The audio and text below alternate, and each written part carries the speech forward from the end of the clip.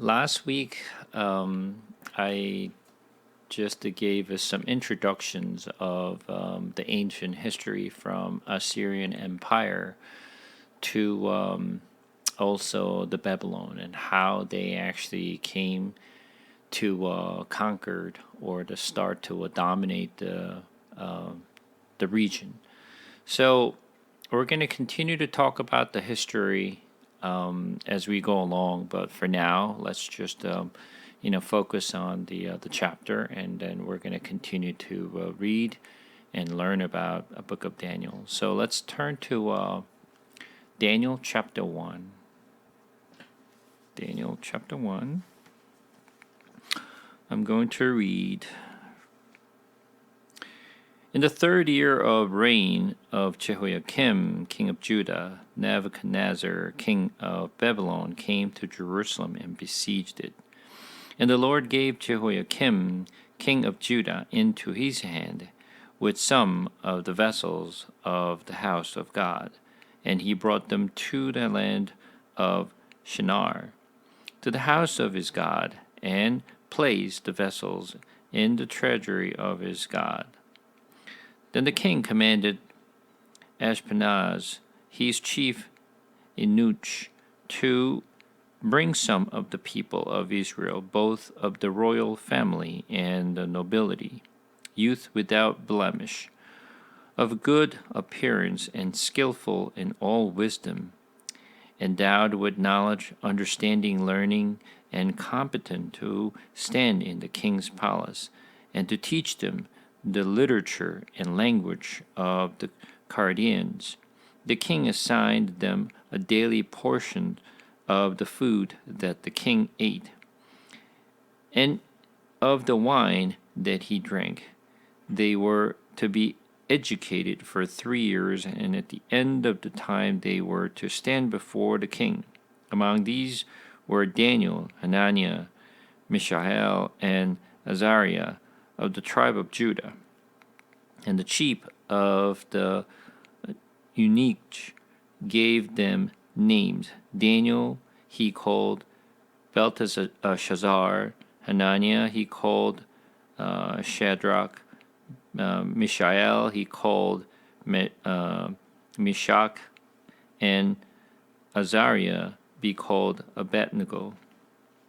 But Daniel resolved that he would not defile himself with the king's food or with the wine that he drank. Therefore he asked the chief of eunuchs to allow him not to defile himself, and God gave Daniel favor and compassion in the sight of the chief of the eunuchs.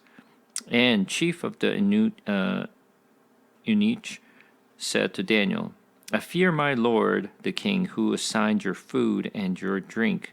For why should he see that you are in worse condition than the youths you are of your own age? So you would endanger my head with the king.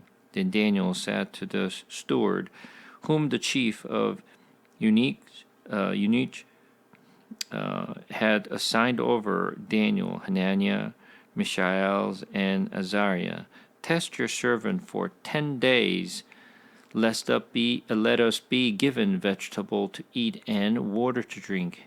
Then our appearance and the appearance of the youth who eat the king's food be observed by you, and deal with your servant according to what you see. So he listened to them in the matter, and tested them for 10 days. At the end of 10 days, it was seen that they were better in appearance and fatter in flesh than all the youth who ate the king's food. So the steward took away their food and the wine they were to drink, and gave them vegetable. As for these 4 youth, God gave them learning and skill in all literature and wisdom, and Daniel had understanding in all visions and dreams. At the end of the time, when the king had commanded that they should be brought in, the chief of the eunuchs brought them in before Nebuchadnezzar. And the king spoke with them, and among all of them none was found like Daniel, Hananiah, Mishael, and Azariah. Therefore they stood before the king, and in every matter of wisdom and understanding about which the king inquired of them, he found them 10 times better than all the magicians and enchanters that were in all his kingdom. And Daniel was there until the first year of King Cyrus. So nothing special about the story from the chapter 1. So, as I mentioned, this is a story when Israel was invaded by the Babylon. And when they actually came in, they literally just took some of the noble or the princesses from Judah and carried them over to Babylon.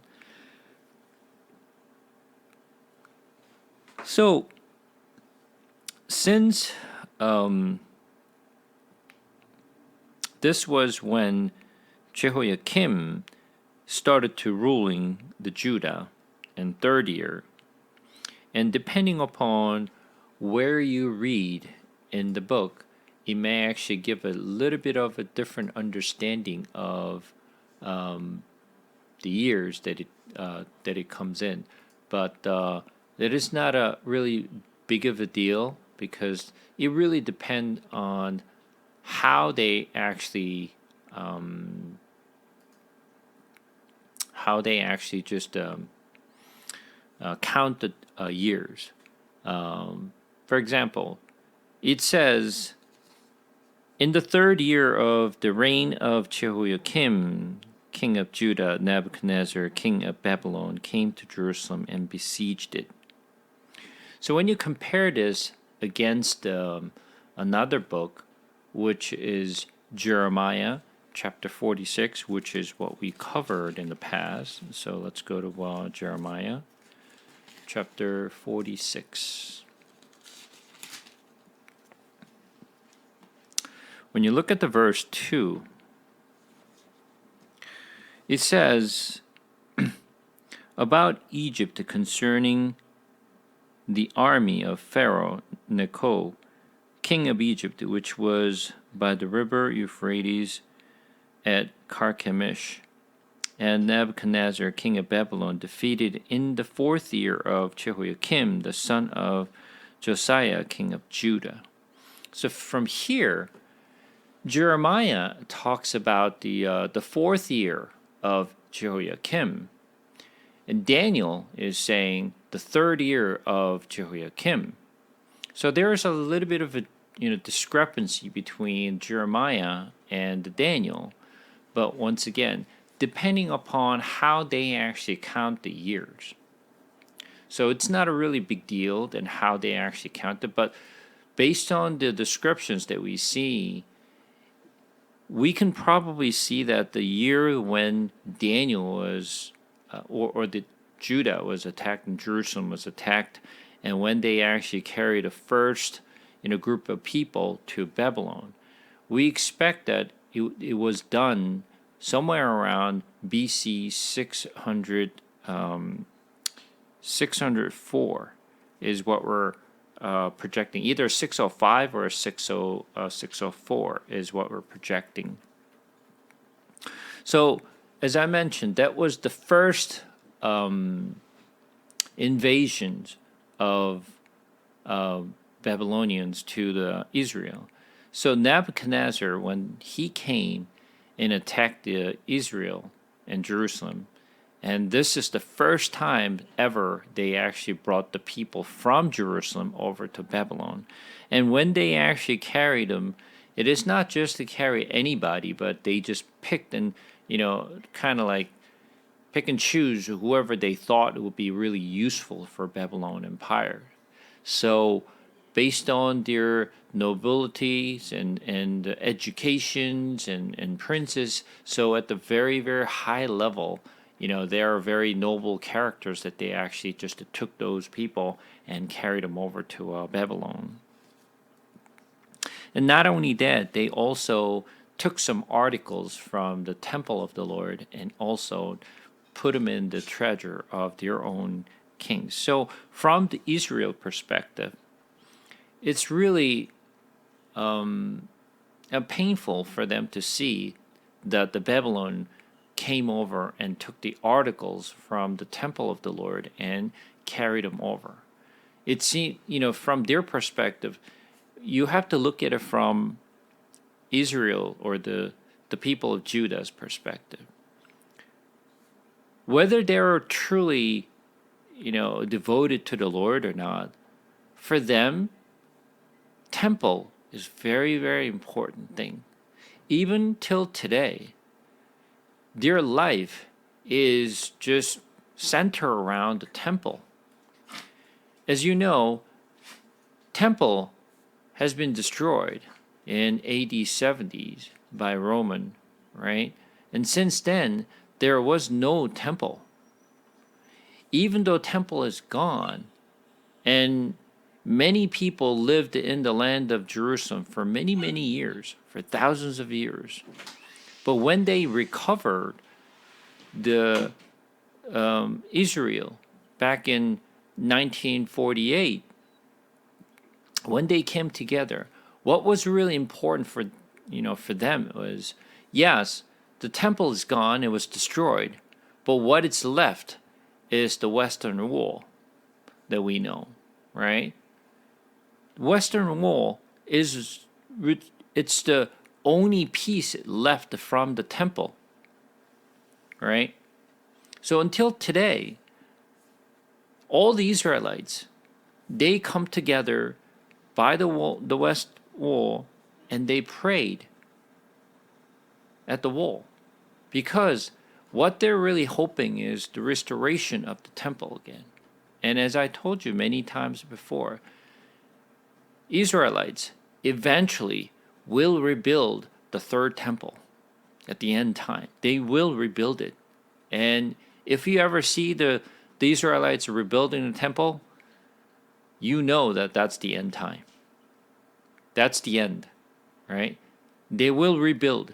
So you know what's in the Jerusalem right now. Mosque, right? Dome of Barak is what you know. Whenever you see the picture of a Jerusalem, all you see is the Dome of Barak. Many think, without understanding of the Israel's history, they think that it's some kind of temple. Yeah, it is a temple, but it is not. It is not the temple of the Lord. It is a temple of Muslim, right? That Dome of Barak is a very, very important. But as a matter of fact, what's really important for the Muslim, it is not the Dome of Barak itself. I don't know if you ever heard of Al-Aqsa. Have you ever heard of the Al-Aqsa? Most people are probably not familiar with this term, Al-Aqsa. Al-Aqsa is right next to the Dome of Barak. Every time you look at the Jerusalem, the picture, you always see the golden dome, right? That's what most people are familiar with. But right next to that Dome of Barak, right next to it, there is what is the place called Al-Aqsa. Al-Aqsa is the place where the Solomon's temple used to be. That's exact locations of where it used to be. So right next to the Dome of Barak, right next to it. So when you actually search for the Al-Aqsa and the Dome of Barak in Israel, you will see all kinds of stuff. But anyway, even for the today's Jewish people, that wall, the one piece of a wall, is really, really important for them, because that's part of their life. They have to worship in temple, right? So anything that is carried over from the articles are carried over from the temple of the Lord over to Babylon, for them it is a shame. They're losing all these vessels and articles from the temple. So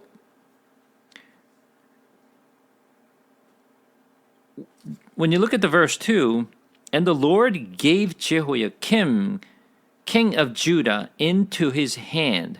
So who actually gave this to Nebuchadnezzar, it is not the Jehoiakim. It was the God who handed Jehoiakim over to Nebuchadnezzar. So it is the Lord who did that.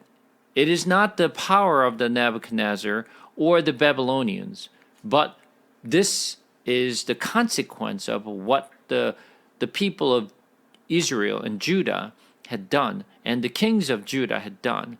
And God decided just to give all Israel and Jerusalem over to hands of Babylonians or the hand of Nebuchadnezzar. So it is the God who did this.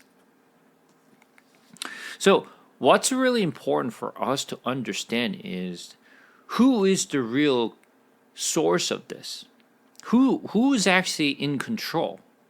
It is that the king or is that the Lord? That's the piece that we really need to understand. Who's in control of this? And verse 3 says, then the king commanded Ashpenaz, he's the chief eunuch, to bring some of the people of Israel, both of the royal family and of the nobility, youth without blemish, of a good appearance, and skillful in all wisdom, endowed with knowledge, understanding, learning, and competent to stand in the king's palace and teach them and the literature and language of Chaldeans. So, as I mentioned, they only took the noble characters and royal families who are very good at, first of all, knowledge and wisdom. You also have to have a good looking too. So if you're not in a good looking, you're not even carried over to a Babylon. So I guess even in ancient days, I guess the appearance was very important as well. But anyway, so all the smart and wise people in Judah has been carried over to Babylon, because Nebuchadnezzar and the Babylonians was, from their perspective, it really doesn't matter where these people come from, as long as they can make these people loyal to Babylon. It does not necessarily have to be like Babylonian to be loyal to Babylon. So they believe that they can just bring all the wise men and all the wise people from, all the places when they invaded in, and then bring all the smart people into their kingdom, and then use them for good use of the Babylon. When you think about it, that approach is very, very similar to what many of the countries of today is doing, because they realize that many of the countries, they have a shortage of talents and shortage of all this the skills and knowledge that they need. So what they do is they just bring all this, the smart people from the world and bring them into their own country and make them work, for the countries. That's exactly what the United States is doing as well, when you think about it. We actually draw all the talents from the world, regardless of their nationality, regardless of your religions, and regardless of who you are. We want to bring all the smart people from the world and then have them work for the United States. Whether they work on visa or like they have a citizenship, it doesn't really matter what it is, but we want to just to make sure. Hang on one quick second, okay? Hello? Fine, thank you. How are you? Okay, so as I mentioned, many of the noble character has been carried in, and they were teaching them about the Babylonian literatures, language, and everything that they can actually just educate them to really just use for their own good, which is really just a good policy from their perspective, making sure that they're bring all the talents that they can possibly bring.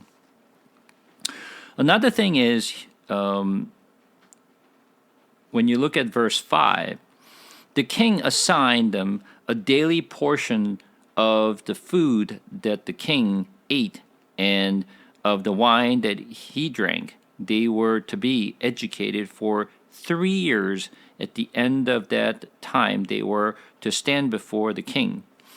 So the preparations for them to teach them the language and the literatures and the wisdoms and knowledge that they need to really do anything, that they can actually stand before the king so they could be really just recognized. And it takes like 3 years, which means they go through very, very hard training for the 3 years period before they can stand before the king.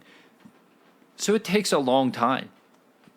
So at the time, you have to understand, the ancient time, meeting the king is not something that most people do, right? Even with Esther, which we're going to cover a later time, that when Esther was prepared as, becoming a candidate for the king's the wife, they took many years to prepare, right, to become the candidates.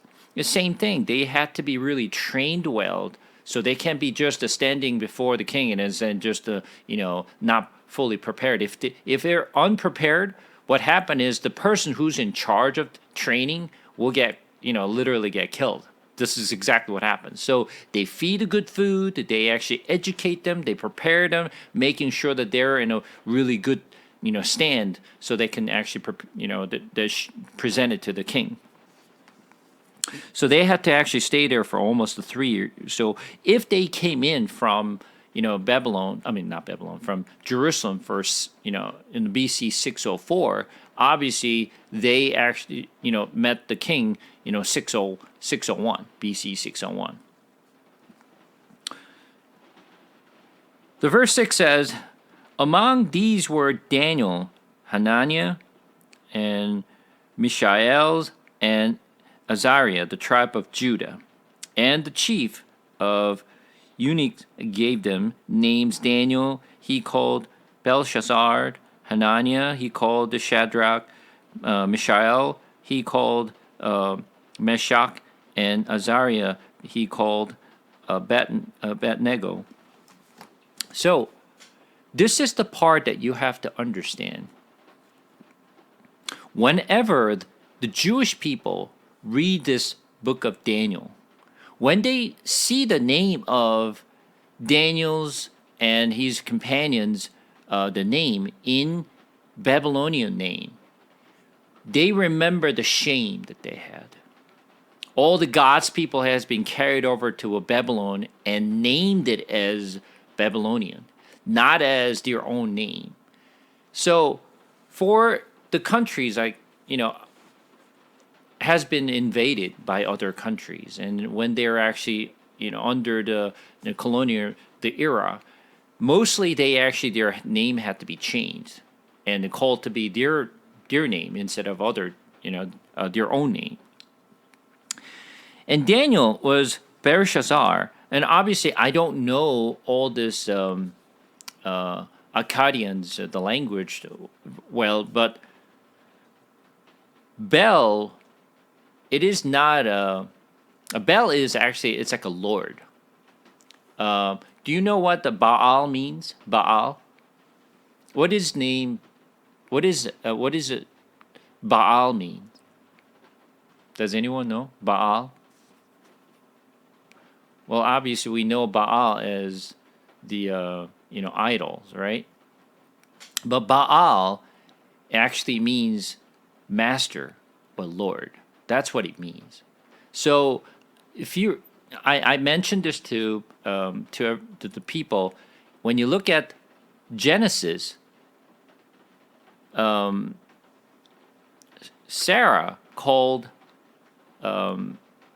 Abraham Baal, my Lord. So that Baal means the Lord, and Bel also means the Lord. So Babylonian has their own God, right? So they're saying Bel, protect us. My Lord, protect us. Protect me. So God is the one who protects Israelites. God is the one who actually takes care of his own people. But Daniel received the name Belshazzar. But from Daniel's perspective, he never uses that Belshazzar, right? He always uses Daniel. Daniel means, Dan means judge. El means God. God is the judge. That's what God judges me, is what Daniel means. It is not the Bel, it is not the Babylonians' God who takes care of Daniel. And he knew it for sure.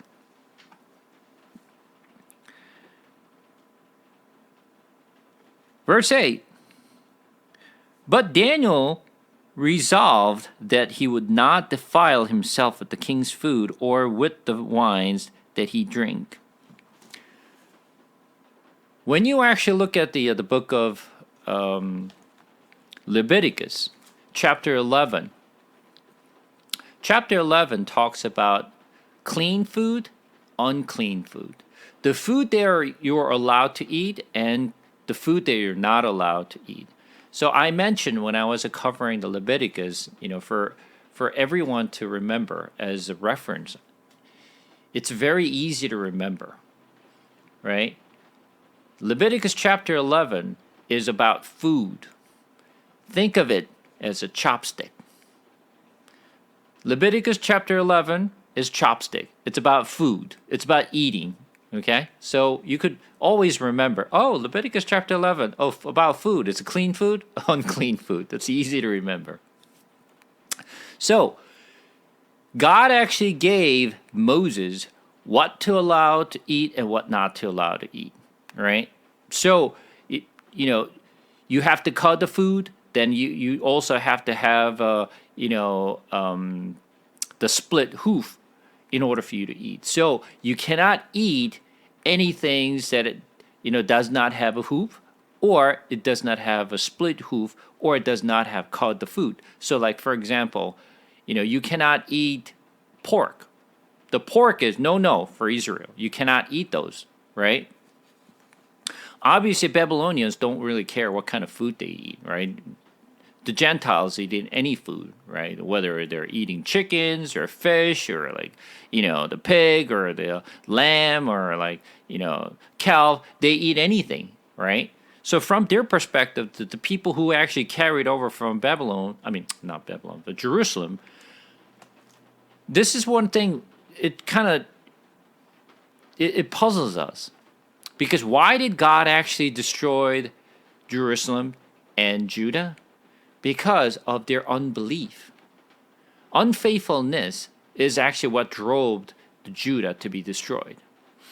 According to, not so much of according, but my projection is this. Daniel and their companions are young. Usually people in Israel, they consider adults as, someone who could actually go out to the battlefield and fight, which is about the age of 20. All right? So they usually, count demands from age between 20 to 50, over 50s, somewhere around that figure. The people, the young man who can actually go out to the battlefield and fight. Anyone who's under age 20, they're not really considered as really adults. But think about this. As you know, in today's world, when Jewish kids become 13 years old, they actually go through a bat mitzvah. Right? You heard about bat mitzvah, right? And you either bar mitzvah or bat mitzvah. Either way, whether it's for the son is bar mitzvah and for the daughter is bat mitzvah. But that age they consider as now you're adults, that you can read the scriptures. That's what the bar mitzvah and bat mitzvah is for. And it's not about having a party. It's about they're celebrating that their kid became adults, that they can now read the scripture. That's why if you ever gone to bat mitzvah or the bar mitzvah, what they do is they go to synagogue and actually put the kid in front of the congregations and have him read some of the scripture readings. Whether they understand or not, that's a different story. But at least that they have to read those a certain part of the scriptures. When they read it, they actually praise about it. Now you became an age that you can now officially read God's words and then follow the God's words. So when they become age 13, now they consider to be the adult. So similar to that, I think Daniel and the companions were young, but not young as in under 10, or they're probably somewhere around the teenage the years, because they would never put the little kid become the leader of the astrologer, right? So they must be at somewhere in between, I would say, in teenage years, I would say. But anyway, that's why they were not really counted, because they were really just devoted to the God's law. They did not want to defile themselves by eating the unclean food that Gentiles eating. So they were saying, no, we cannot eat. So if you remember the times when even Peter, when you actually read the book of Acts, so let's just go to a book of Acts for a second.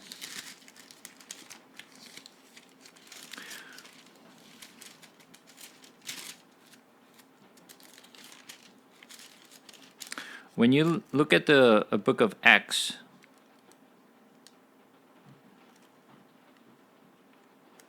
chapter 10,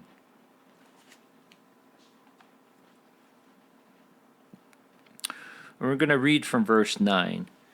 The next day, as they were on their journey and approaching the city, the Peter went up on the housetop about the 6th hour to pray, and he became hungry and wanted something to eat. But while they were preparing it, he fell into a trance and saw the heavens open and something like a great sheet descending, being let down by its four corners upon the earth.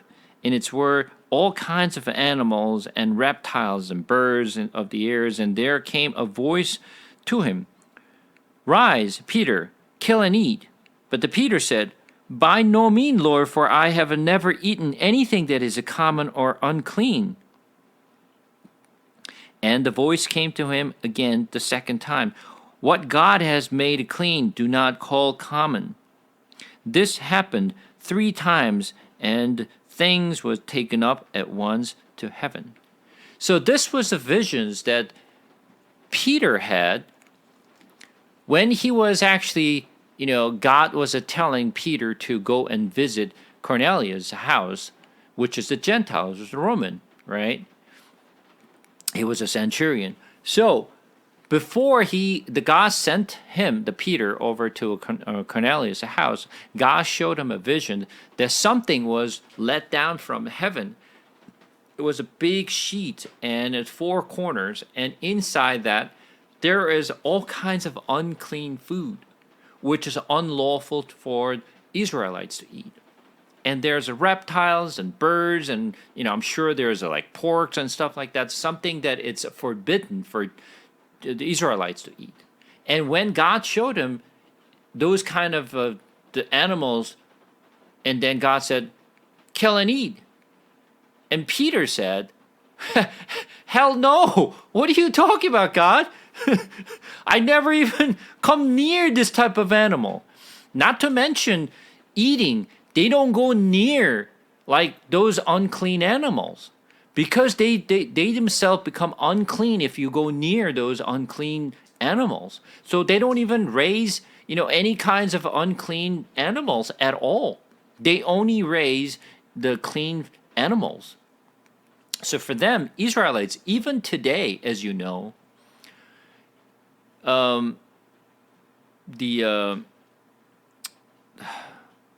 what is it?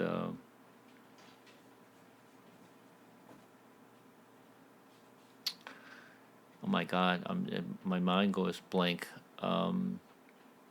Similar to halal food, the Jewish people eat. Kosher. Kosher, yeah. So kosher food, right? I mean, kosher food is a little bit different than this, but the animal has to be killed in a certain way for a cleaned animal. They don't eat any food. Even Jewish today don't eat unclean food, right? They're very meticulous, and if it isn't, of course, there are Jewish people who are not really devoted, right? Just like Christians are really not devoted, they can do anything they want. But there are some really devoted Christians, right? Same goes with the Jewish people. They're really devoted to, the Jewish people who really follows and practice the law. They don't go near those, unclean food. They don't eat any non-kosher food. They're like very, very meticulous. Same goes with the Muslims, right? The Muslims actually they eat only halal food. They don't go near, if they see chickens from other the Popeyes and stuff like that, they will never eat those things. Like it's a chicken, but like, hey, it's a chicken. You're allowed to eat. No. Those are not halal food. They never eat those food. So they're very, very meticulous. Same goes with the Jewish people and Israelites. They're very, very, even though they were worshiping other idols, when it comes to eating food, they always eat clean food. So for Daniel and his companions, of course, like, what is this? The food? Oh my God, I can't eat this, right? So he didn't want to defile themselves. So like, we cannot eat this kind of food or the drink. So what he did was, verse 9, and God gave Daniel favor and compassion in the sight of the chief of eunuchs. So who gave that compassion in the sight of the chief of eunuch? It is the God. It is not Daniel, who was very, novel character. He was a good guy. He was rude, not because they were good, because God actually gave the companion, the compassion to the chief of eunuch. You know what eunuch is, right? Yeah, so I don't have to explain what eunuch is. So exactly, yeah, exactly. So what it means is there's a good possibility that Daniel and his friends also became eunuch. There's a good possibility. There's no certain whether they were eunuch or not, but there's a good possibility because the chief of eunuch was controlling them and training them, right? So in ancient days, even in Asia, many of the people who were serving the kings or the emperors, there were a lot of the eunuch. They were actually chop it off and then serve, right? Same thing. In ancient days, it was very common things. So God gave Daniel favor and compassion in the sight of the chief of eunuch. And the chief of the eunuch said to Daniel, I fear, my lord the king, to assign your food and your drink, for why should he see that you are in worse conditions than youth who are in your age? So you would endanger my head with the king. So it is the chief of eunuchs is in charge to making sure that they feed them well, educate them well, so they can be well prepared for the presentation to the king, right? So when he said, "Well, we cannot eat this," so why are you risking my life, my head for this? Because if I don't really feed you well, if you don't look the same as other young men's, my life is on on the edge. And what Daniel said was, "Let me just offer you something." Then the Daniel said to the steward whom the chief of the eunuch had assigned over Daniel, Hananiah, Mishael, and Azariah, test your servant for 10 days. Let us be given vegetable to eat and water to drink. Then let our appearance and the appearance of the youth who eat the king's food be observed by you, and deal with your servant according to what you see. So he listened to them in this matter and tested them for 10 days. And at the end of 10 days, it was seen that they were better in appearance and fatter in flesh than all the youth who ate the king's food. One of the things that I just want to make sure that everyone understand this.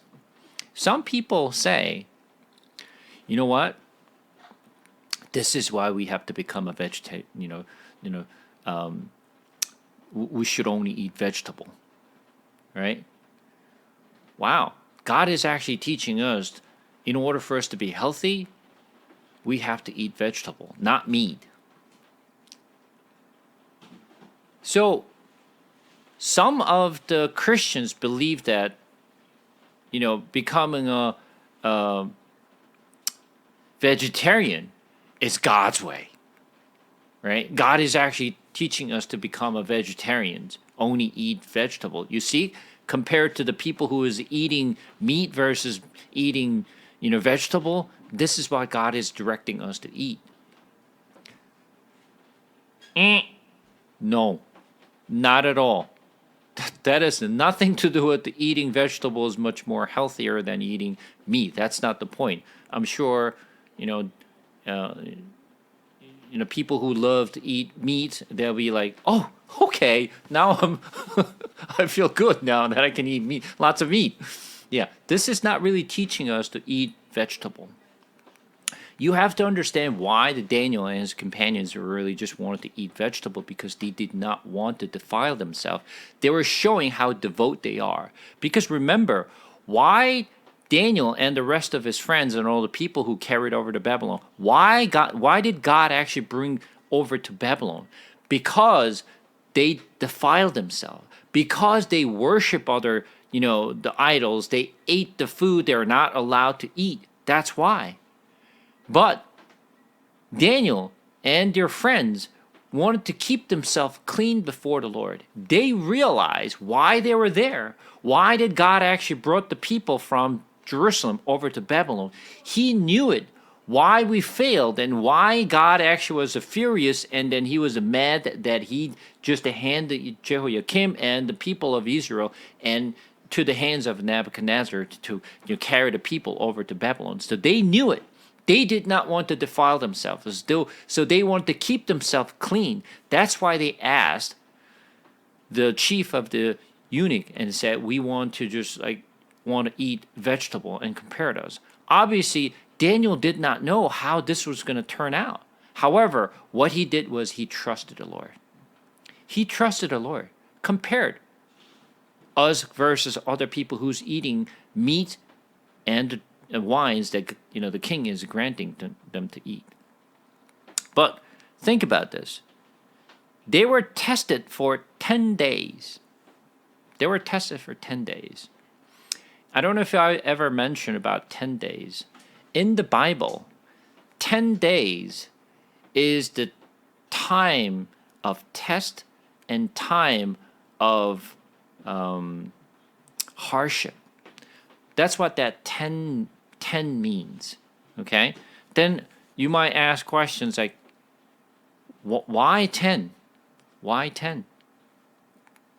So, I'm just going to tell you, you will hear 40s, the number 40s, many times in the Bible, right? 40 years in a desert life.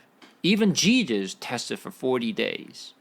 And he was fasted for 40 days, right? So you will hear 40. Where does that 40 comes? 4 means, remember, when we read the book of Acts, when the sheet came down from heaven, there was 4 corners, which represent earth. East, west, north, and south. The 4 corners. it represents the world. And 10 days and 10 represent testing period as well as the persecutions and hardship. So let's just take a look at some things here. Let's take a look at Romans chapter 8 for a moment. Romans chapter 8.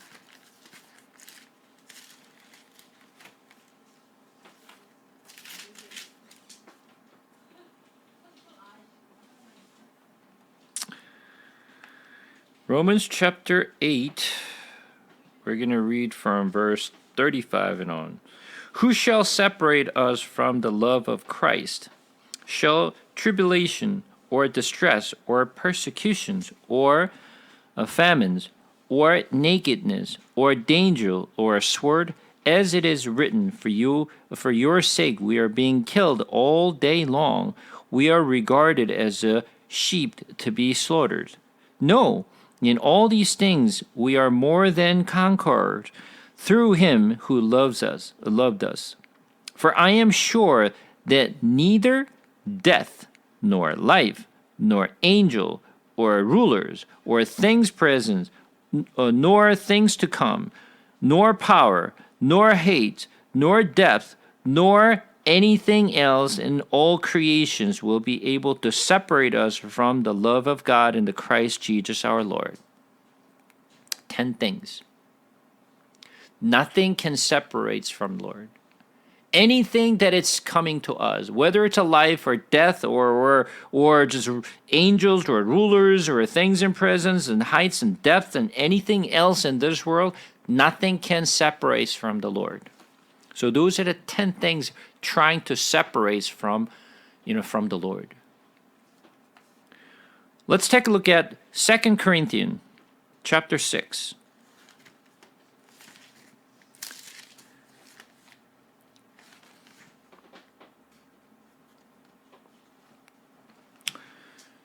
Second Corinthians chapter 6, I'm going to read from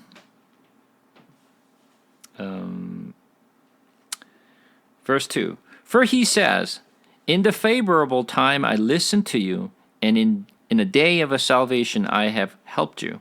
Behold, now in the favorable time, behold, now is the day of a salvation. We put no obstacles in anyone's way so that no fault may be found with our ministry. But as a servant of God, we commend ourselves in every way, by great endurance in afflictions, hardship, calamities, beatings, imprisonments, riots, labors, sleepless night, hungers, by purity, knowledge, patience, kindness, and the Holy Spirit, genuine love, by truthful speech, and the powerful of God with the weapons of righteousness for the right hand and for the left. So there are 10 things is pondering us to separate us from the Lord. Whether there's a kinds of afflictions and beatings and calamities, imprisonment, hardship, that's what separates us from the Lord. What happened? Usually, when things are good, they have no problem believing in Jesus. But when the hardship comes, when there's a difficult things in our life happens, they tend to reject the Lord.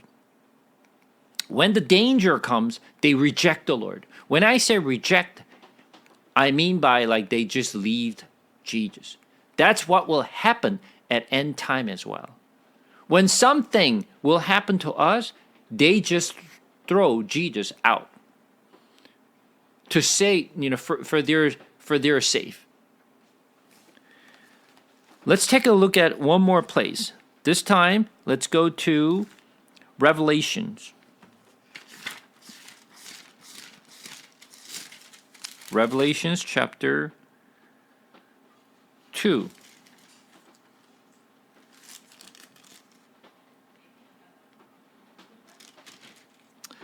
We're going to read from verse 8. And to the angel of the church in Smyrna write, the word of the first and the last, who died and came to life. I know your tribulations and your poverty, but you are rich, and the slander of those who say that they are Jews and are not, but are a synagogue of Satan. Do not fear what you are about to suffer. Behold, the devil is about to throw some of you into prison, that you may be tested, and for 10 days you will have tribulations. By faithful unto death, and I will give you the crown of life. How long will the Satan will test? 10 days. 10 days. 10 days. Tribulations, tested period. So when 40 came, the number 4, which is the world, and tribulations, 4 times 10 makes a 40s. So that 40 years and 40 days, those are the time of test and time of tribulations and hardship, which all our Christians must pass through. And same goes with Daniel and his companions. Test us for 10 days. Keep us to feed us with vegetable while you are feeding the meats and good wines to other young men, but compare us after 10 days and see how different we are. Imagine, in ancient days, they were not eating the way we're eating. In ancient days, they're eating very different than us. You cannot compare, how we are eating today. In ancient days, is very different. Only eating vegetable and water. I don't know. Is there anyone who are vegetarian here, or anyone just love vegetable, not enjoy meat? But I'm sure most of you are the meat eater, right? But eating only vegetable for 10 days, it is not something that everyone enjoy. Imagine Daniel and his companions were not eating vegetable when they were in Jerusalem. They were eating other food. But all of a sudden, when they carried over to Babylon, they were start eating vegetables. So their eating habit has changed dramatically, but they didn't want to defile themselves. That's why they were eating vegetable. But even after 10 days of eating vegetable and water, they were literally look better and fatter than other young men who were eating meats and wines that Nebuchadnezzar the king is granted them to eat. So obviously, the chief of eunuch was very happy and pleased. Oh, when I compared you guys versus other young men, you guys look much better. So I guess I'm okay because it's not going to be threatening my life. So you're okay to just continue to eat vegetable while I'm continue to feeding meats and other drinks to other young men. Verse 17 says, "As for these 4 youth, God gave them learning and skill in all literature and wisdom, and Daniel had understanding in all visions and dreams." Once again, who gave the understanding and wisdom? God did. Right. All of you guys are very, very smart and intelligent. How did you get to where you are today? How did you get all your wisdom and knowledge? You worked very hard, didn't you? You worked very, very hard to get your, diplomas or when you get, your certifications or your degrees, right? You work very hard. Right? You put lots of hours and you study hard and you just came to where you are, right? Because of that. So from anyone's perspective, you know what? I worked very hard to, achieve what I have achieved so far. I mean, I studied well. I really just put my time into it. While other people are doing other stuff, like I was sitting in front of the desk and I study and study and study to came to where we are today. Well, very well. Very well. Very, you should be praised for your hard work.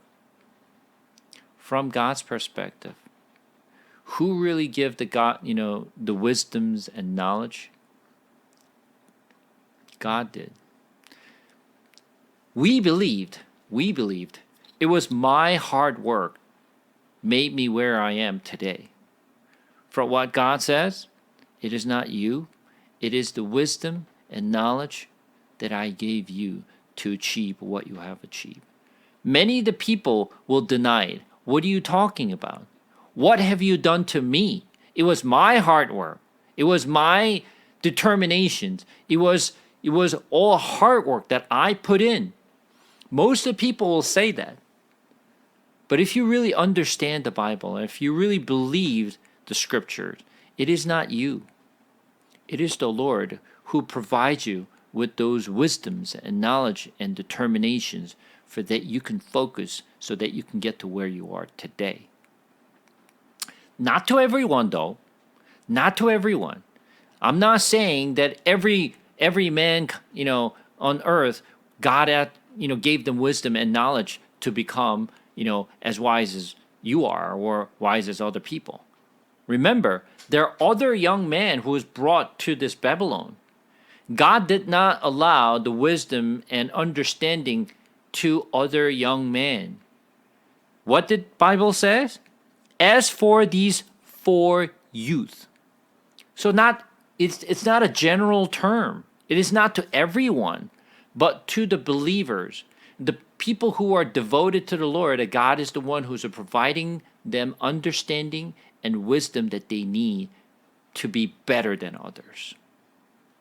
So I'm not generalizing every mankind on earth was like, God is giving them a wisdom and understanding. No, that's not what I'm talking about. I'm talking about the believers who really trust in the Lord. God give them wisdom and understanding. Some people say like, oh, I see. So I can sit back and then relax and just watch TV, and then God will give me the wisdom and understanding that I need, so I guess I don't have to do anything. And then I really have to just give him a little bit of stick. No, that's not what I mean. As I mentioned, when Israelites were fighting against the Amalekites, right, and other peoples in the desert, they had to fight against their enemies. They had to bring their weapons. The young man has to go out to the battlefield and fight. And even when Moses was lifting up his staff, and when the staff goes up, Israel was winning. When his staff was coming down, they were losing. Right? Joshua and another young man was fighting at the battlefield. They were not sitting back and they said, well, God is in control, and God is going to just let us win. We're just going to sit back and watch. No, that's not how it worked. They had to go out to the battlefield and they had to fight. But it is not their strategy. It is not their way. It is not how brave they were. It is not that determined how they won the battle. God gave them strength, and God handed the enemies into the hands of Israel. So, what it means is we still have to work hard, but the wisdom and understanding God gives so that we can be better than others. So that's what you need to understand. It is not, God is giving us understanding and wisdom so we don't have to do anything. No, that's not what the Bible is teaching you at all. So, God actually gave the more understanding and skills. Remember, gave them learning and skill in all literature and wisdom. And Daniel had understanding in all visions and dreams. So Daniel had additional skills and additional the wisdom and understanding that Daniel's friend did not have. At the end of the time, when king had commanded that they should be brought in, the chief of eunuch brought them in before Nebuchadnezzar, and the king spoke with them, and more of them, among all of them, none was found like Daniel, Hananiah, Mishael, and Azariah. Therefore, they stood before the king. So, Daniel and his friends stood out among all other young men who were presented. They were like superior than all other the young man who was, standing before the Nebuchadnezzar. And in every matter of wisdom and understanding about which the king inquired of them, he found them 10 times better than all the magicians and enchanters that were in all his kingdom. And Daniel was there until the first year of King Cyrus. So last week I showed you when Daniel was brought in to Babylon, as I also mentioned in the beginning of Daniel, that when he was brought in, probably year BC 604 is when he was brought in. So when did King the Cyrus invaded into Babylon? Do you remember the year that they were actually, came to Babylon? And I think I showed you guys last week, but we'll take a look at it again. Let me share my screen. Let me know if you see my screen. You see my screen? Okay. Yeah. So,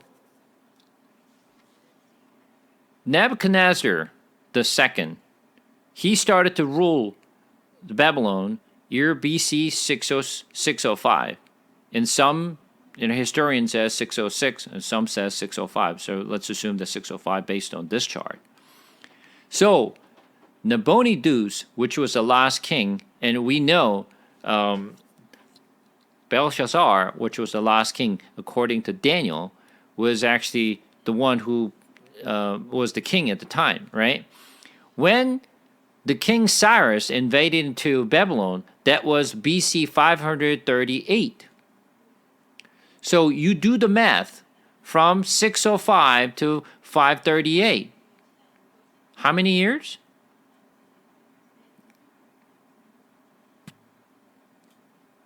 Huh? How many years?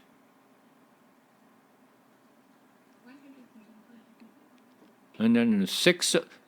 This is where most people get confused. Remember, this is BC. This is not AD. This is BC. Sorry, say those two dates again. 605 to 538. 167.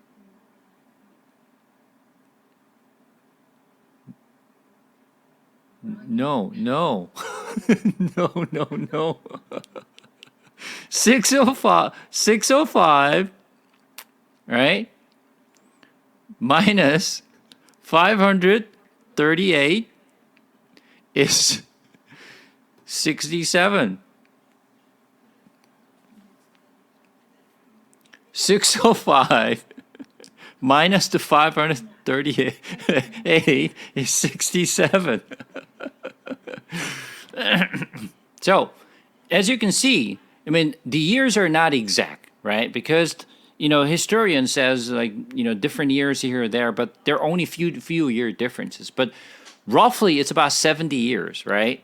So assuming that it's a 70 years, then if you actually, add the number of years when Daniel was brought into Babylon, let's assume that, hypothetically, assume that 20 years old, for example, right? When he was brought to Babylon. We don't know his age, but let's assume that, 20 years old. So then 70 plus 20, so he literally lived close to 90 years. If he was a 30, obviously it will become like 100, So you can kind of figure how long he has actually lived and how long he's actually the was at the Babylon. Chapter 2. In the second year of the reign of Nebuchadnezzar, Nebuchadnezzar had dreams. His spirit was troubled, and his sleep left him. Then the king commanded that the magicians and enchanters and sorcerers and Chaldeans be summoned to tell the king his dream. So they came in and stood before the kings, and the king said to them, I had a dream, and my spirit is troubled to know the dream. Then Chaldean said to the king in Aramaic, O king, live forever. Tell your servant the dream, and we will show the interpretations. The king answered and said to the Chaldeans, the word from me is firm. If you do not make known to me the dream and the interpretation, you shall be torn limb from limb, and your house shall be laid in ruins. But if you show the dream and its interpretation, you shall receive from me gift and rewards and great honor. Therefore, show me the dream and its interpretations. They answered a second time and said, let the king tell his servant the dream, and he will show its interpretation. The king answered and said, I know would certainly that you are trying to gain time, because you see that the word from me is firm. If you do not make the dream known to me, there is but one sentence for you. You have agreed to speaking lying and corrupt word before me till the times change. Therefore, tell me the dream, and I shall know that you can show me its interpretation. The Chaldeans answered the king and said, there is not a man on earth who can meet the king's demand, for no great and powerful king has asked such a thing of any magicians or enchanters or Chaldeans.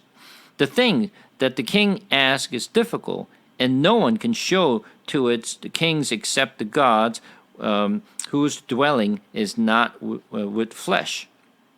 Because of this, the king was angry, very furious, and commanded that all the wise men of Babylon be destroyed. So the decree went out, and the wise men were about to be killed, and sought Daniel and his companions to kill them. Then Daniel replied with prudence and discretion to Arioch, and captain of the king's guard, who had gone out to kill the wise men of Babylon. He declared to Arioch, the king's captain, why is the decree of the king so urgent? Then Arioch made matters known to Daniel, and Daniel went in and requested the king to appoint him a time that he might show the interpretations to the king. So, as we just read, Nebuchadnezzar, he had a dream, and it was a weird dream that he had, and then woke up and said he wasn't feeling good. I don't like the dream that I had. So he called all the enchanters and all the people of Babylon who are who's doing the sorcerers and enchanters and astrologer, and brought them all together and said, I had a dream. Tell me, what dream did I have, and give me the interpretation. If I were the one who was standing there, I'll be like, what? You have to at least tell them a dream, right? And expecting them to give you an interpretation of the dream, but he doesn't even tell you the dreams. What dream did I have? Remember, who is Nebuchadnezzar? He's the king of Babylon. He's the rulers of all these regions. He has the most power. He's treated as like a god of that, at that time. No one can dare to even to say anything to him. But king is saying, tell me what dream I had and give me the interpretation, which is something is unreasonable, right? And then Nebuchadnezzar said, well, I won't tell you my dream, but tell me, what dream did I have? What interpretations can you tell me? If you don't, I'm going to just tear you off. It's like, it's really unreasonable, right? And then they said, my Lord, there's no such a things that I ever heard, Lord. And any kings that we have served in the past ever done this, like, at least they told us something, then we can give you the interpretation. But if you don't even tell us what it is, how can we really give any interpretation? And then Nebuchadnezzar was so upset and said, is that so? You know what? Bring all the astrologer, all the sorcerer of this Babylon, bring them together. I'm going to kill you all. And literally, that's exactly what he's going to do. Everyone's life, it is in right now, at the edge right now. They'll be killed.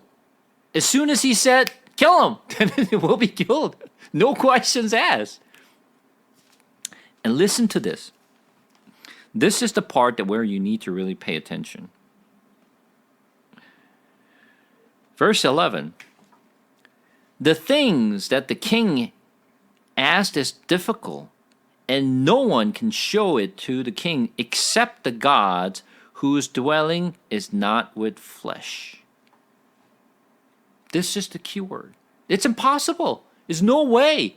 Unless the God is really dwelling in them, there's no way that anyone can really just, to give you an answer that king is asking. Then, he literally, so you cannot tell me what dream I had and, interpretation of the dream? Okay. All he did was, all right, Arioch, stand by. And then he goes out, everybody goes in. All right, you're dead.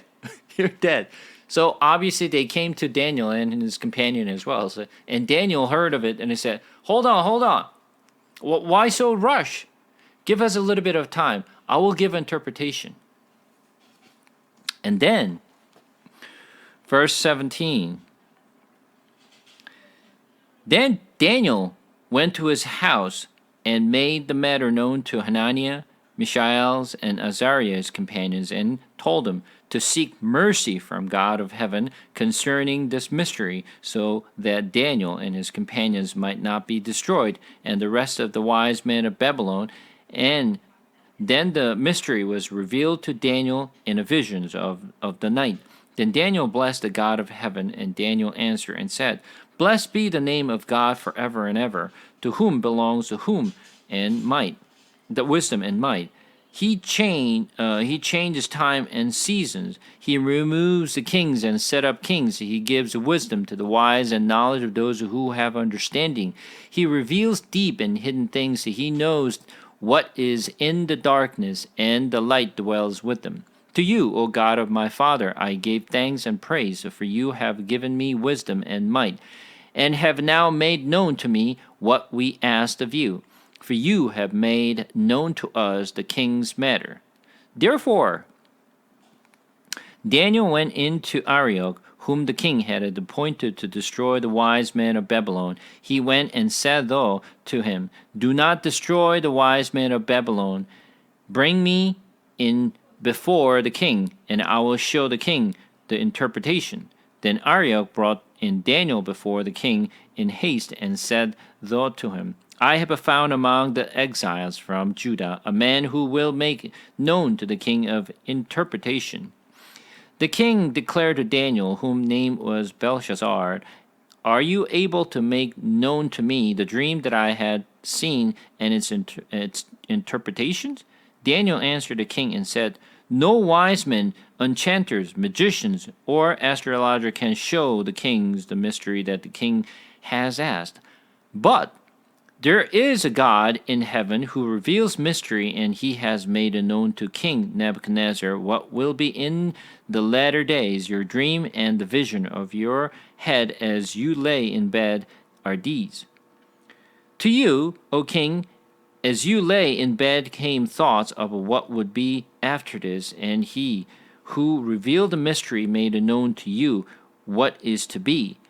But as for me, this mystery has been revealed to me, not because of any wisdom that I have more than all the living, but in order that the interpretation may be made known to the king, and that you may know the thoughts of your mind. You saw, O king, and behold, a great image, the image might and be of exceeding brightness, stood before you, and its appearance was frightening. The head of this image was of fine gold, its chest, arm of silvers, and its middle and the thigh of bronze, its legs of irons, and its feet partly of iron and partly of clay. As you looked, a stone was cut out by no human hand, and it struck the image on its feet of iron and clay, and broke them in pieces.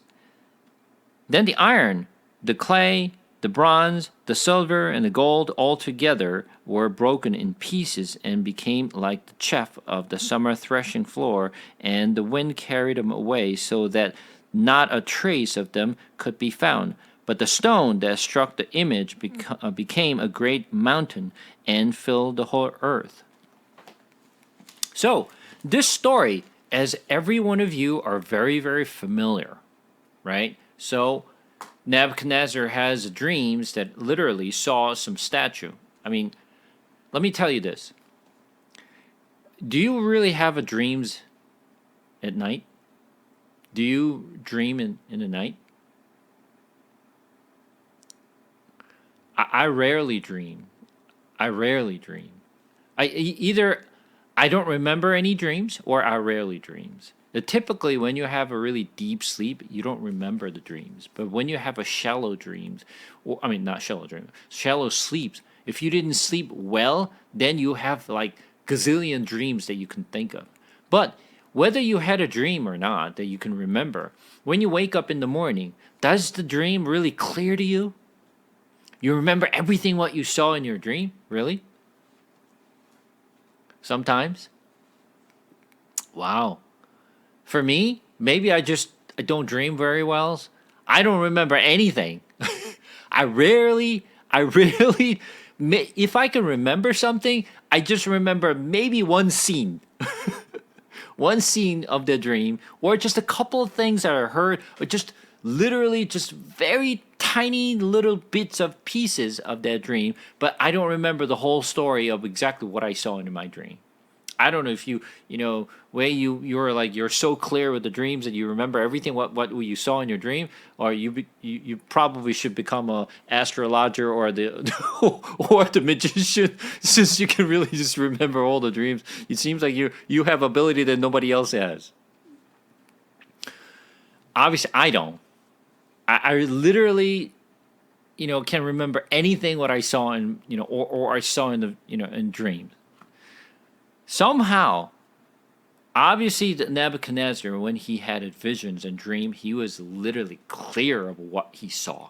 Because, imagine, if he doesn't remember anything, maybe, I'm just guessing, I'm just a kind of like, it's my own guess. Don't take it as a biblical way, but maybe he just didn't remember the dream. That's why maybe he couldn't tell to people. It's I don't exactly remember what it was. You tell me what dream did I have, right? Because he was not clear, right? That's what I would do if I were him. It's I know it was bad. I know it was bad, but I don't remember exactly. So tell me, what dream did I have? Right? I don't know whether he had a clear visions or he remember everything, but I can only guess and I can only compare myself, right? But anyway, so first thing that Daniel did was after he heard this news from Arioch, and it said, "Give me some time.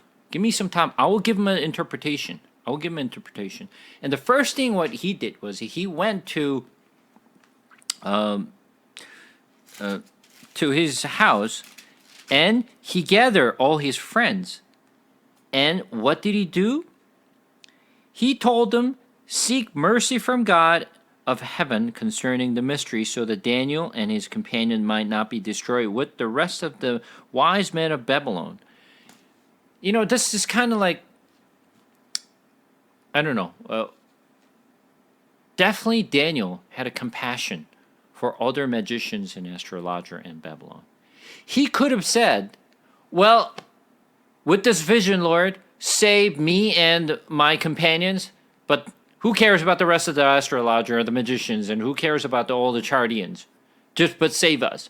He could have said that, but what he said was, have a mercy on not only us, me and my friends, but also all the astrologers and magicians in Babylon.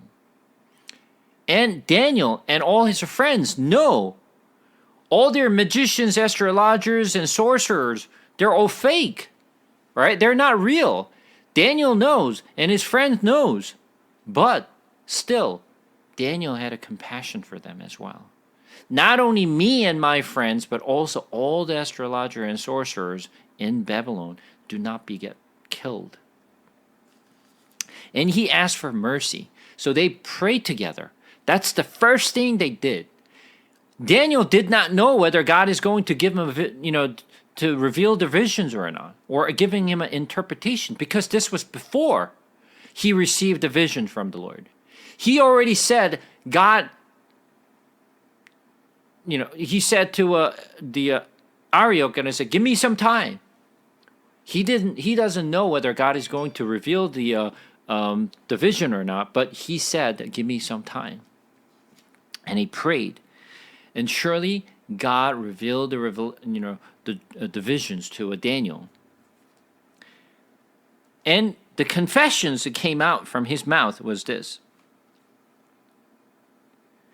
blessed be the name of God forever and ever, to whom belongs wisdom and might. He changed time and season. He removes the kings and set up kings. Who removes kings and set up kings? God. In history, it is not God who destroy and raise the king, but according to the scripture, God is in charge of that. It is not the king. It is not the people.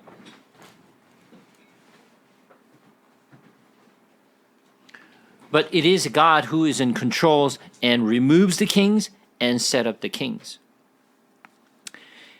And he gives wisdom to the wise and knowledge to those who have understanding. He reveals deep and hidden things. He knows what is in the darkness, and the light dwells with them. To you, O God of my father, I gave thanks and praise, for you have given me wisdom and might, and have now made known to me what we asked of you. For you have made known to us the king's matters.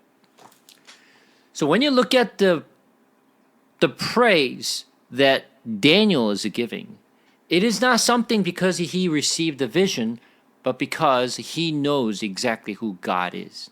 He has a clear understanding who God is. That makes the big difference, which we're going to talk about maybe next week, but he has a clear understanding of who God is. This is the most critical things that we all have to have. We need to know who Jesus is.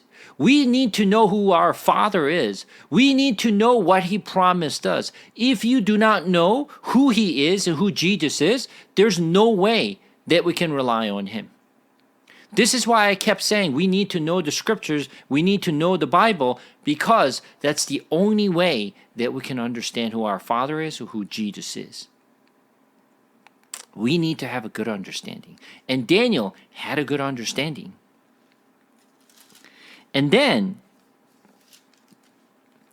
he actually now came to the king. And confessions that he gives to the king is this. King asked, I didn't tell you my dream, but can you give me interpretation? Once again, day has passed, right? So it's not the same day that he had the vision, but his day had passed. Can you really just to give me the interpretations? And the answers that Daniel is giving is critical. Verse 27 and on. Daniel answered the king and said, no wise men, no enchanter, magicians, or astrologer can show to the king the mystery that the king has asked. But,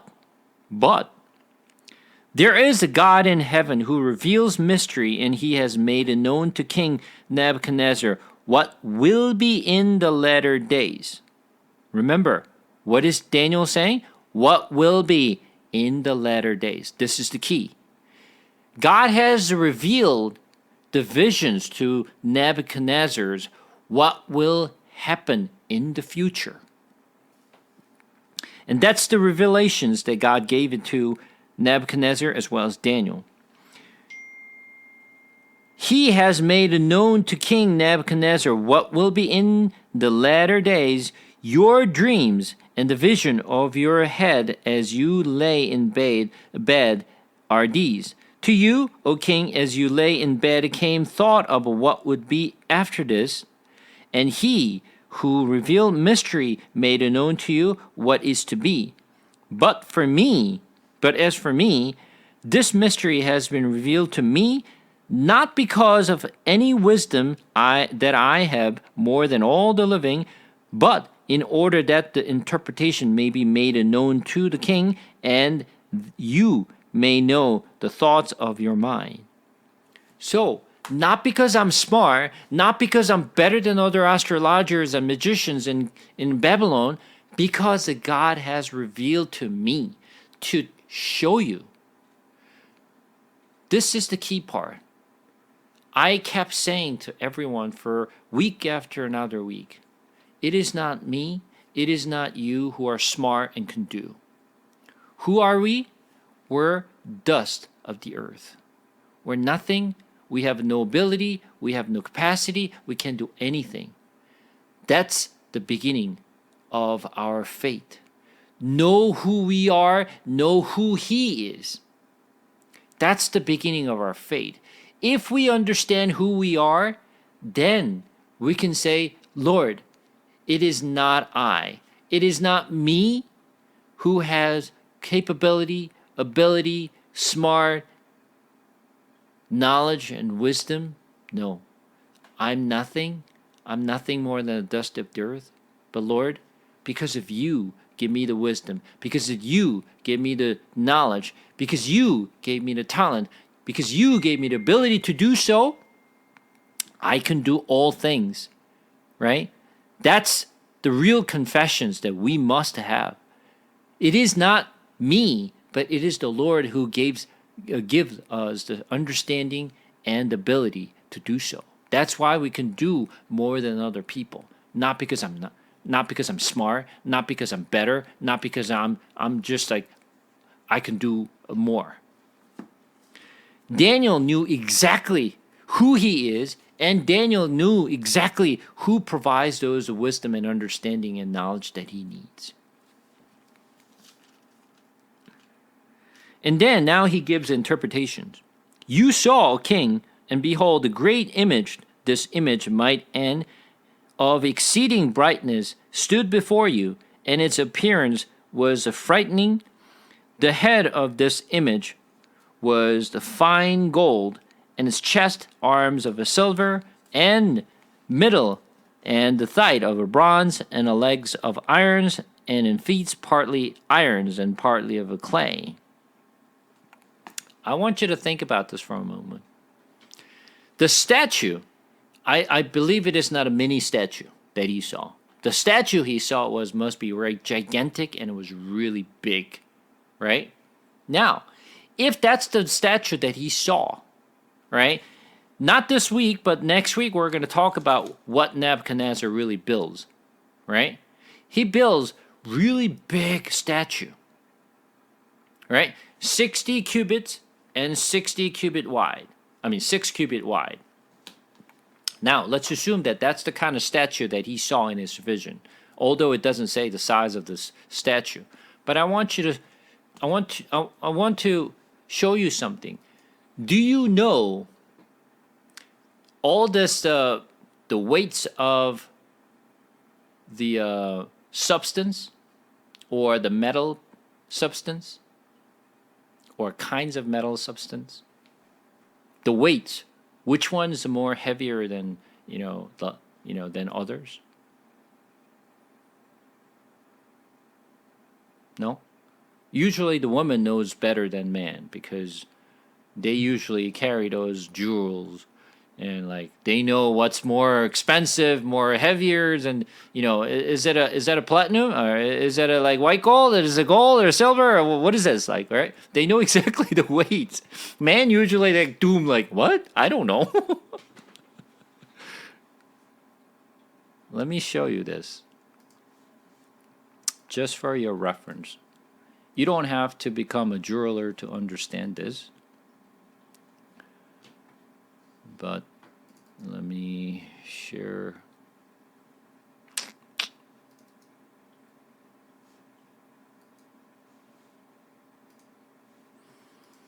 You're learning a lot of stuff that is not related to the Bible. You see my screen? Yeah. All right. This is the weight chart for the non-living substance. Okay? So aluminum, brass, bronze, copper, gold, iron, lead, magnesium, mercury, nickels, and platinum, silver, blah, blah, blah. Right. Take a look at it. For the things you have seen this in statue, what's there? Gold, silver, bronze, iron, and clay. Those are the 5 things, right? Now, out of those 5 things, which was on the top? The head was what? Gold. Gold. Let's take a look at the gold here. Gold.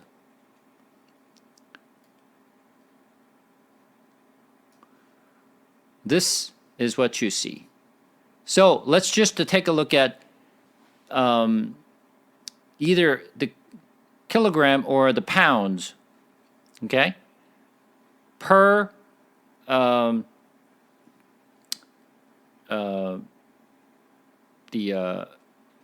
this is measured in based on the water. That's how they measure the weights, okay? But now, when you look at the iron, I'm sorry, not iron, the gold. Where was the gold? Let's take a look at the pounds here. 1,205. Okay? What's the next piece? Silver, right? Mm-hmm. Silver. Okay, let's go down to the silver. What is it? 1340. No. Oh. Silver. Sorry, I'm looking at platinum. 655. Silver is a 655. So, you see the difference between gold and silver? Right? It's almost like double, right? Almost. The gold is double. Double, almost twice as heavier than silver, right? And then, what's next? Iron. Bronze, right? Gold, silver, and bronze. Let's take a look at bronze. What is it? 550. Right? 550. So, is that lighter than silver? Yes. Now, iron.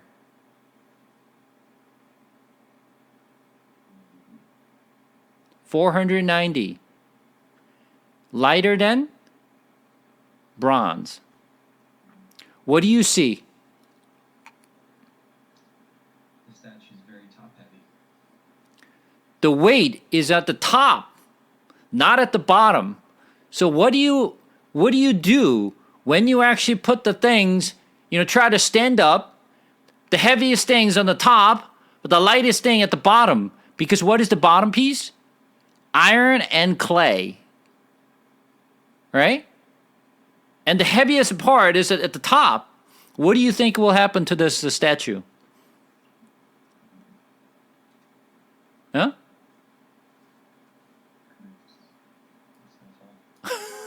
Literally, you cannot stand. You can't stand these things because the heaviest part is at the top. Who puts that? If the man designs it, we put the heaviest stuff at the bottom, not at the top. We put the lightest stuff at the top of it, right? And then put all the heaviest things at the bottom because the heaviest things have to kind of settle in, right? To kind of firmly just stand on the ground, and then you can put stuff on the lighter stuff, right? That's how it's supposed to build. not the other way around. It's like building, like, you know, reverse triangle, literally, right? So why did God show a statue that is like very unusual type of statue? Because he put all the weights at the top and the lightest stuff at the bottom. So what it means is, even if you try to stand the statue, what it will do is it's going to fall because top is heavy. What it means is, this is the kingdom, the worldly kingdom. What God is showing is, worldly kingdom cannot stand itself. It cannot stand itself. It's going to fall.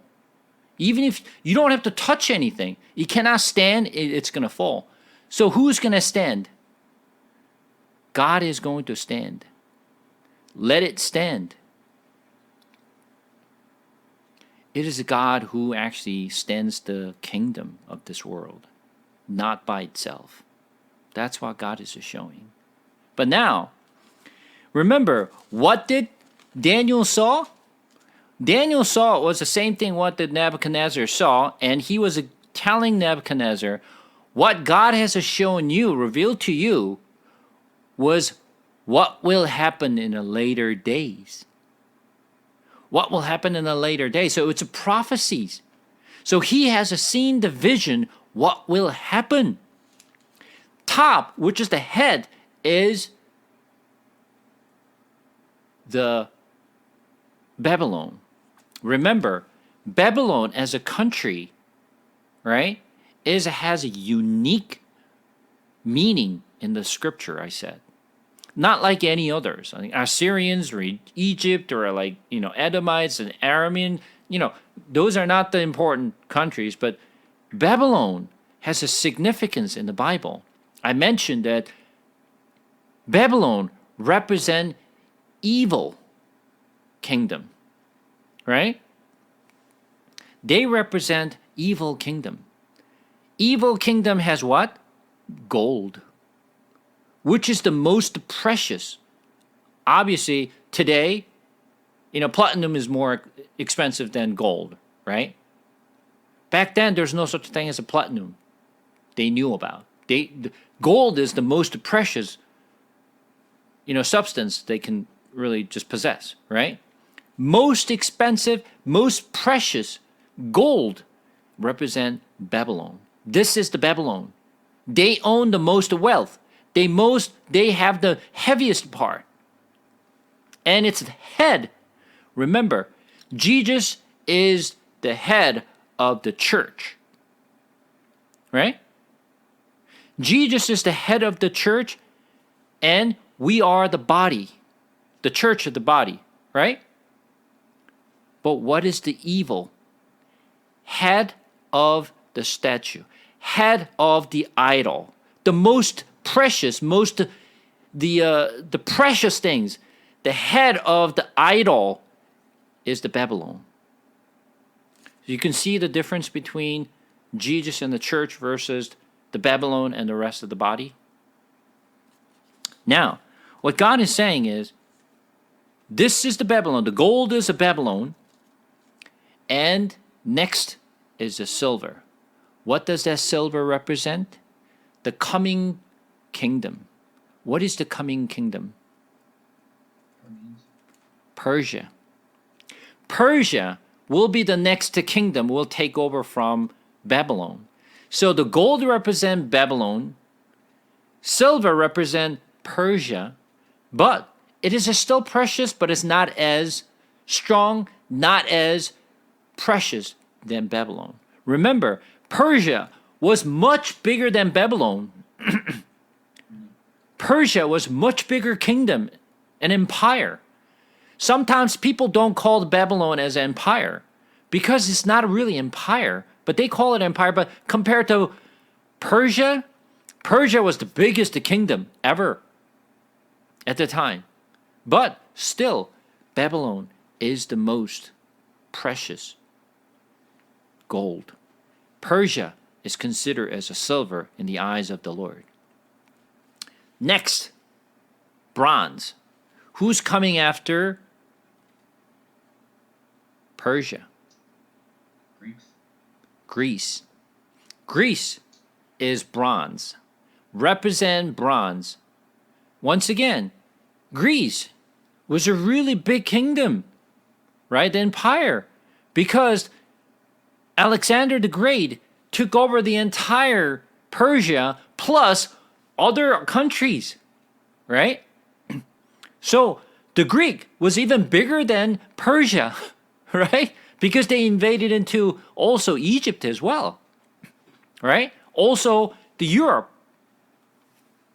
So as you can see, Babylon, Persia, Greek size is getting bigger and more powerful. But in God's eyes, it is bronze. It is bronze. It is not a gold. It is not silver. It's only bronze.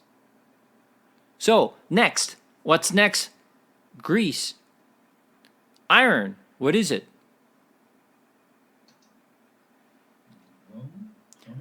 Roman Empire. It's a Roman Empire. Once again, Roman took over everything what the Alexander the Great took over, right? So Roman ruled the world, literally, right? So the size is getting bigger and bigger and bigger. But from God's eyes, lighter, lighter, lighter. Right? Iron is the cheapest. It's the cheapest and the lightest. In God's eyes, Babylon is the most precious, gold and heavier. And as they expanded more, territory and their areas and land, but from God's eyes is shrinking, smaller and smaller, lighter and lighter. After iron, what's next? Clay. Iron and clay mixed. It's not iron and clay mixed. It's called soft clay. It's a soft clay and iron. So some is strong, some is very soft. So once again, if you put this, bottom piece as a clay and an iron, obviously it cannot, as I mentioned, it cannot stand because it's a soft, right? It cannot stand. But what's after Roman Empire?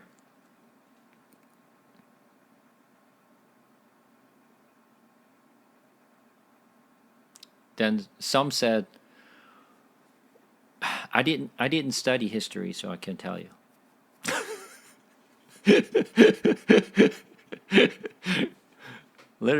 Literally, after Roman Empire, there's no other empire. There's no other empire, right? It's split it into smaller pieces. There's no more bigger empire than Romans since, the Roman Empire destroyed, right? It's split into smaller countries. So there are still strong countries, but the rest of it is a soft clay. So it is all the countries after Roman Empire, which is mixed with iron and clay. So what God has shown to Nebuchadnezzar, this is what it's coming after you. So he was able to see clearly what's coming after him, the Babylon, which he was not happy, but that's the revelations that God has given to Babylon. So let's continue on.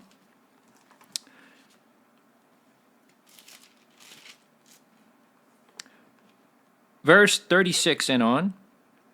This was the dream. Now we will tell the king its interpretation. You, O king, the king of kings, to whom the God of heaven has given the kingdom, the power, and the might, and the glory, and into whose hand he has given whoever they dwell, the children of a man, and beasts of the field, and the birds of the heavens, making you ruler over them.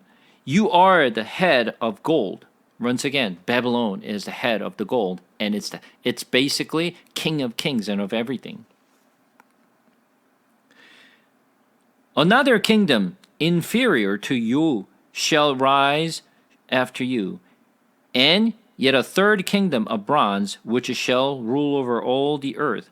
And there shall be fourth kingdom, strong as iron, because iron breaks to pieces and shatters all things, and like iron that crushes it shall crush all these. And as you saw, the feet and toes and partly of potter's clay and the partly of iron, it shall be divided a kingdom, but some of the firmness of iron shall be in it.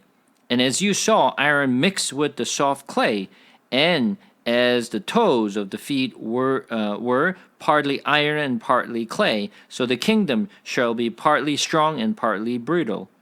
As you saw the iron mixed with soft clay, so they will mix with one another in marriage, but they will not hold together, just as iron does not mix with clay. And in the days of those kings, the God of heaven will set up a kingdom that shall never be destroyed, nor shall the kingdom be left to another people. He shall break in pieces all these kingdoms and bring them to an end, and it shall stand forever. Just as you saw that a stone was cut from mountain by no human hand, and that it broke in pieces the iron, the bronze, the clay, and the silver, and the gold, a great God has made known to the king what shall be after this. The dream is certain, and its interpretation sure. And obviously, Nebuchadnezzar or anyone who heard this interpretation did not understand what he means. We know because history has passed and left us the record of what happened. We know, but neither Daniel or the Nebuchadnezzar or any people who are gathered did not understand what this means. They understood, oh yeah, okay, that's what it is, but they did not understand exactly what was coming. They did not know it was a Persia coming after them. They did not know the Greek was coming after them. They did not know the Roman was coming after them. They did not know that any other countries will come after Roman Empire. We know because we have a scene, and that's the kind of world we're living in. Even today, it is the mixed soft clay and iron. That's exactly what it is. Until Jesus Christ comes back again, this will continue. But the statue was standing there, and there was a stone. It was not carved by the man's hands, but it flew over from somewhere. And then where did it hit? The feet.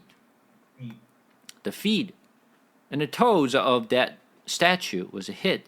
And then what happened? Everything was crumbled down and became a dust. While this stone was not carved by man's hand, became what? Great mountain. Great mountain. And that's the kingdom will stand forever. Remember, what did I say about stone in the Bible? Jesus. It is Jesus. Stone represents Jesus, right?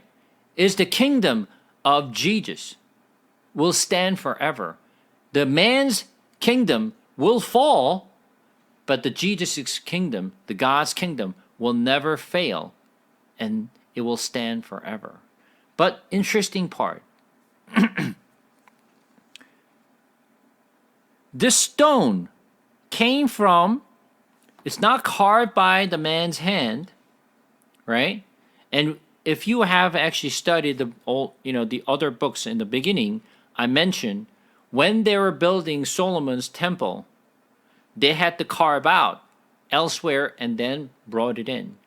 And when they were about to enter into the Canaan, which is the promised land, Moses told them to build the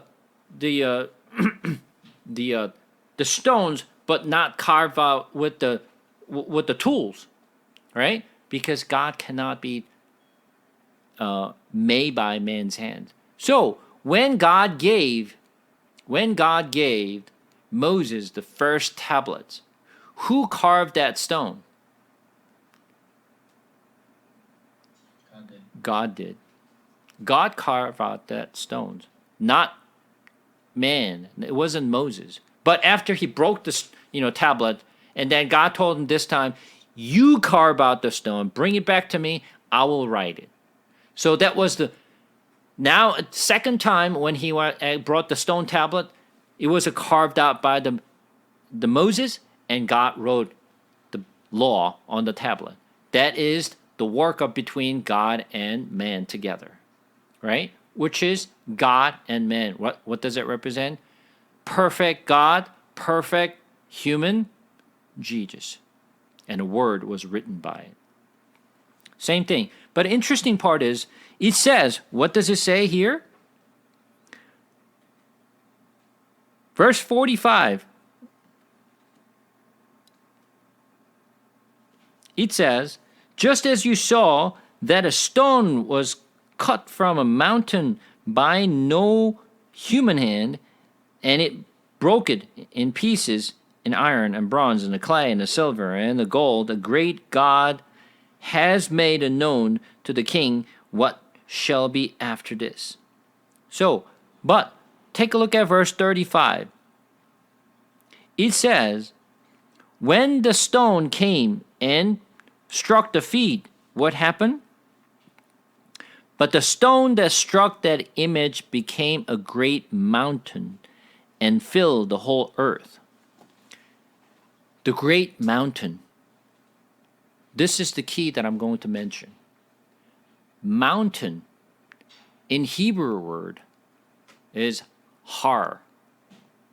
Hebrew word mountain is har. Okay? Har. But this mountain is not hard. It particularly used this word is tur. Tur is not mountain. Just give you one tip. When you go back, Daniel chapter 2, verse 4, what did he say? Then the Chaldean said to the king in Aramaic, right? Daniel chapter 2, verse 4. Starting from Daniel chapter 2, verse 4, in this, Daniel did not write in Hebrew. He wrote in Aramaic. From chapter 2, verse 4 until chapter 7,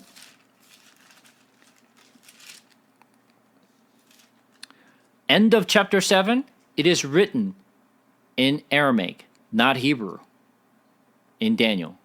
There are two places and two books in the Old Testament is partially written in Aramaic, is Daniel and I believe it was Esther, was also partially written in Aramaic. And this piece was written in Aramaic. And when you look at, as I mentioned, mountain in Hebrew words har, but this word that you used was turu. And turu in Aramaic, it says zuru. Zuru means stone. It's not a mountain. It's a stone.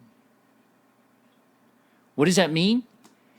This stone that was not carved, not by man's hand, came all of a sudden, struck the feet of this statue, and then crumbled down all the statue, and this become great rock. That's what it means. It's not mountain, it's become great rock. And this Tsuru that I just mentioned is only written in this Daniel in chapter 2, verse 35 and 45. And no other places use that Tsuru in anywhere in the Bible. Only two places. This in Daniel chapter 2, verse 35, as well as 45. That's it. So it's not a just great mountain. As I mentioned, har is not what the word was used here. In this particular place, Zuru is what was used, which is the big or great stone, which is the stone never breaks, stones, it lasts forever, which is kingdom of Jesus Christ will never end and it will stand forever. That's what this revelation means. And we're just going to read from verse 46 through the end of it, and we're going to finish. Then King Nebuchadnezzar fell upon his face and paid homage to Daniel, and commanded that an offering and incense be offered up to him. The king answered and said to Daniel, Truly, your God is God of gods and Lord of kings and revealer of mysteries, for you have been able to reveal this mystery. Then the king gave to Daniel high honors and many great gifts, and made him ruler over the whole province of Babylon and chief prefect over all the wise men of Babylon. Daniel made a request of the king and appointed Shadrach, Meshach, and Abednego over the affair of the province of Babylon, but Daniel remained at the king's court. We're going to talk about a little more about this the next week, but obviously the story goes after he gave the revelation to Nebuchadnezzar, he was rewarded by the Nebuchadnezzar, and he was actually stand as a ruler and the leader of the old astrologers and magicians and the Chaldeans as well. Okay, so up to this point, any question